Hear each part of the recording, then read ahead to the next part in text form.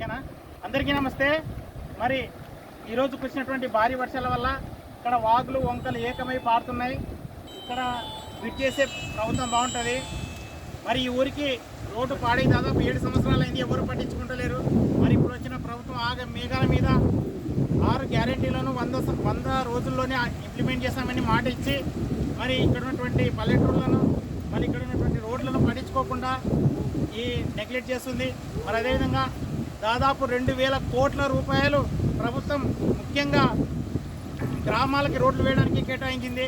మరి ఆ డబ్బులు ఏం చేస్తున్నారు, ఏం లేదు, ఎక్కడున్నాయి కనీసం అంటే కూడా ఈ రోడ్డు అవకతవకలకు రాకపోకలకు అదేవిధంగానే మరి బడి పిల్లలు ఉన్నారు, అదేవిధంగానే ప్రజలు తిరగడానికి ఇబ్బంది అవుతుంది. మరి పేషెంట్లు హాస్పిటల్ వాళ్ళని ఇవ్వాలని చాలా ఇబ్బందిగా ఉంది.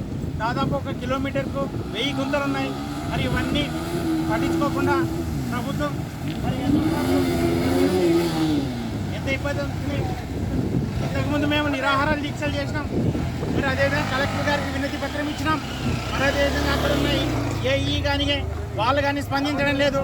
మరి మీరు ఉన్నటువంటి ఫండ్స్ ఏం చేస్తున్నారు?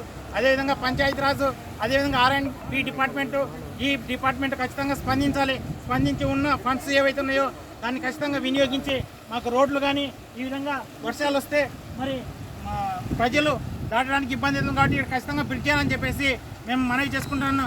జై హింద్.